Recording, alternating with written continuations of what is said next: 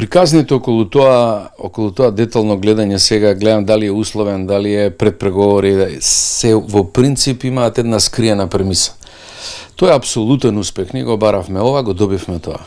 Оваа приказна, дали е сега условни, дали не се условни, па дали се врзани за некој идно блокирање, се уствари коментари кои зад себе го кријат концептот на противење на договорот со Грција и на можноста, тие критичари го гледаат како можноста добивањето на датум за отпочнување предприемни преговори како помош за успех на референдумот. Бидејќи тоа не сакаат да им се случи, се противници на тоа, они ги трансформираат коментарите на начинот на приемот и предпристапните преговори. Тоа е лага во принцип. Инаку сите ги добиваме на истиот начин предпристапните преговори. Тие секогаш за секоја земја се условени.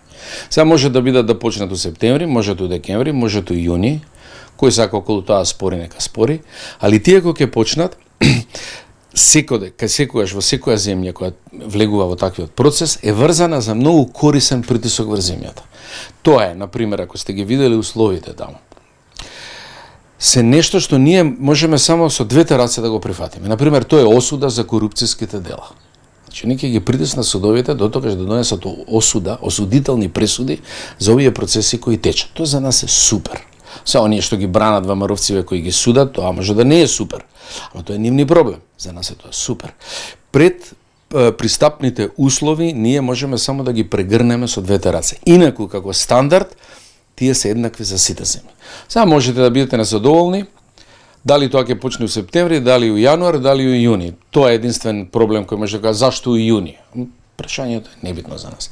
Важно е дека таа врата е отворена, ние влегуваме, предпристапните фондови ни се отвараат, значи некои пари ќе повлечеме и притисокот за вршење на темпо на реформите, посебно овие кои се однесуваат во правосудството за нас битни и реформите на безбедносните служби, за нас се многу корисни, ние ќе ги прифатиме, нормално ќе ги исполниме и одиме во втората етапа.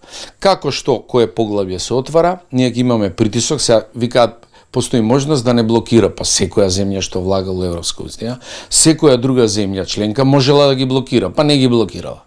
Нормално она гледа, сите гледаат како екипи дали се исполнети условите во областа на реформите, образование, правосудство, економија и со тоа судат земјата може да ви го продолжат рокот ако не сте го задоволни. Тоа е нормална ситуација во која сите земји поминуваат.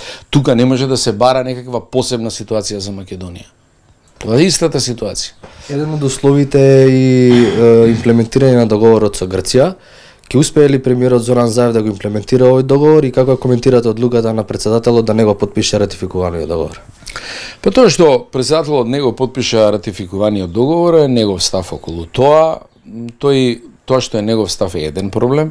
Втор проблем е што он не го разликува и тоа е судбина, поврзана е со неговиот карактер и знаење, тоа е да не го разликува неговата официјална положба како институција и неговиот личен став. Он како институција е обврзан да го потпише според уставот, ако не го потпише, го крши уставот.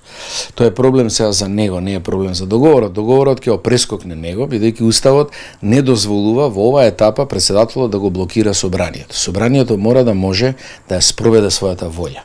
Во овој случај волјата е да го донесе законот и она без подпис на председателот ќе го објави во службен вестник и ќе го заврши таа постапка. Другото не можам да го коментирам, тоа се негови проблеми, ние го знаеме неговата позиција и знаење и акал и со тоа е судбина, тоа ќе го трпите до кога го трпите.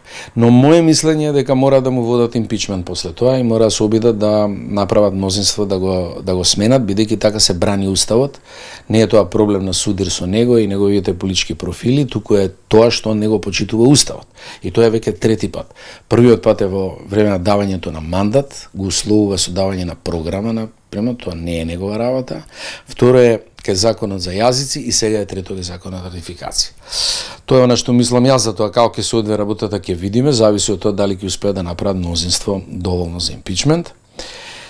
Трето, мислам дека овие датуми кои ќе ги добиеме, ставот околу НАТО и Европска унија ќе помогна да се создаде една атмосфера, инаку еден добар договор да може да се избутка на референдум. Ја мислам дека ќе успееме.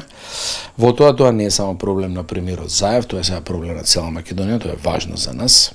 по моje мислење.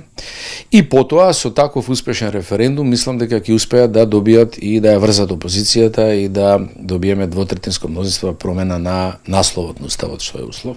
И после тоа добиеме финално членство, ратификација и финално членство во НАТО. Таа етапа е многу значајна, многу возбудлива и историска за нас и треба да ја изодиме како што треба.